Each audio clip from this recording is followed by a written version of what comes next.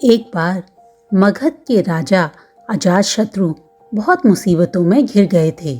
बहुत प्रयास करने के बाद भी अपने शत्रुओं से बचने में असमर्थ हो रहे थे। उन्हें समझ नहीं आ रहा था कि क्या किया जाए जिससे वह अपने शत्रु को पराजित कर सकें, और उनकी चिंताएं बढ़ती ही जा रही थीं। उन्हीं दिनों उनके एक मंत्री ने उन्हें एक तांत्रिक से मिलवाया और राजा अजातशत्रु ने अपनी चिंता तांत्रिक को बताई।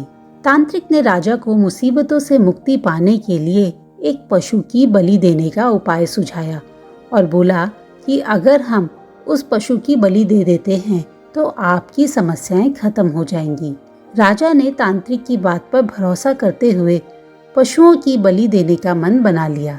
इसके लिए एक बहुत बड़े अनुष्ठान का आयोजन किया गया और बलि के लिए एक भैंसे को बांधकर मैदान में खड़ा कर दिया गया।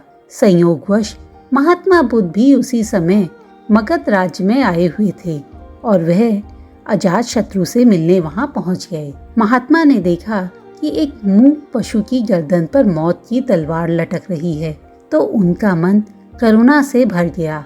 वह अजातशत्रु के पास पहुंचे और उन्हें एक तिनका थमाते हुए बोले, राजन, मुझे इसे तोड़कर दिखाएं। राजा ने तिनके के 2 टुकड़े कर दिए और महात्मा बुद्ध को दे दिया।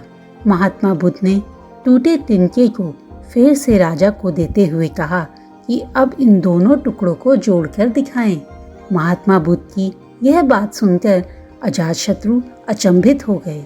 राजा ने कहा, टूटे तिनके कैसे जुड़ सकते हैं? राजा का उत्तर सुनकर महात्मा बुद्ध ने कहा, राजन, जिस तरह इन तिनकों को तोड़ा तो जा सकता है पर जोड़ा नहीं जा सकता, उसी तरह इस मूक पशु को मारने के बाद आप चाहकर भी उसे जिंदा नहीं कर पाएंगे, बल्कि इस जीव हत्या से आपकी परेशानियां कम होने के बजाय और बढ़ती चली जाएंगी। जिस तरह आपको जीने का हक है, उसी तरह इस पशु को भी जीने का हक है। आपको अपनी समस्याओं, अपनी मुश्किलों का समाधान करने के लिए बुद्धिमानी और वीरता का सहारा लेना चाहिए। असहाय प्राणियों की बलि मत दीजिए। वीर वह है जो अपनी बुद्धिमानी और वीरता का परिचय देता है, ना कि कमजोरों को परेशानी देता है। राजा अजातशत्रु ने महात्मा बुद्ध से माफी मांगी और उसी समय अपने राज्य में पशु बलि को बंद करने का आदेश दिया। दोस्तों, महात्मा बुद्ध की ये कहानी हमें जीवन में एक सीख देती है। हमें आगे बढ़ने के लिए अपने धैर्य, साहस और बुद्धिमानी का सहारा लेना चाहिए, ना कि किसी कमजोर असहाय का इस्तेमाल करना चाहिए।